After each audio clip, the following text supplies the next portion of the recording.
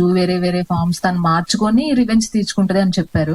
అలాగే దివిలో కూడా అంటే ఆ హర్రర్ యాంగిల్ ఏమైనా తన నుంచి చూపిస్తున్నారా లేదంటే ఒక మెయిన్ ఉంటుంది అంటే లైక్ ఆ పిల్లాడి ఎవరిని ఎలా వాడాలో అన్ని వాడుతూ ఉంటాడు కాబట్టి అలాంటప్పుడు పిల్ల దెయ్యాన్ని ప్రెజెంట్ చేయడం కష్టం అనిపించిందా, పెద్ద దెయ్యాన్ని ప్రెజెంట్ చేయడం కష్టం అనిపించిందా?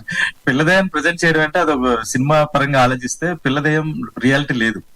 సో మేము ఇమాజిన్ చేసుకుని దాంతో చేయాలి, వాడే వీడు.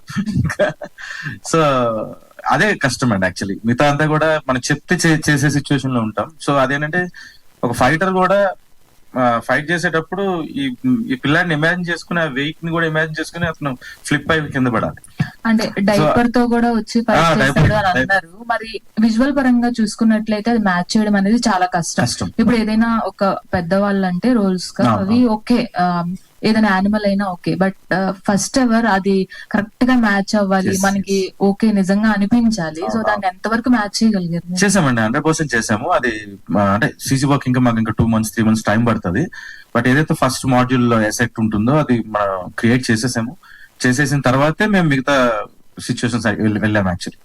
కాబట్టి అది created and it's 100% sure ghost. 100% అంటే మీకు ఎలా ఉంటుందంటే సీజీలో అనుకుంటాం కదా సరిగ్గా రాలేదు అని. సో ఫస్ట్ మేము దాని మీదే కాన్సన్ట్రేట్ చేసాం. అది క్రియేట్ చేసిన సినిమా స్టార్ట్ చేసాం actually. All the best. Thank you అండి. దివి గారు, సో మీరు చాలా సినిమాలు చేస్తుంటారు, లంబసింగి అవ్వచ్చు, ఇప్పుడు ఇది అవ్వచ్చు, అండ్ ఇంతకు ముందు పుష్ప 2 అవ్వచ్చు. సో మీకు అంటే ఎలాంటి క్యారెక్టర్స్ ఇంకా మీరు చేయాలని అనుకుంటున్నారు, అండ్ మీకు ఇంతకు ముందు చేసిన క్యారెక్టర్స్ కి వచ్చిన రెస్పాన్స్ ఎలా అనిపించింది? నేను ఇప్పుడు దాకా చేసిన ప్రతి క్యారెక్టర్ నాకు నచ్చింది. కానీ ఇంకా ఒకవేళ నేను చేయాలనుకుంటే నాకు ఒక rebel mass like without makeup Pan Parag వేసుకొని ఆ స్టైల్లో రాగా విలేజ్ రోల్ ఒకటి చెయ్యాలి అని ఉంది. కాదు రవి గారు,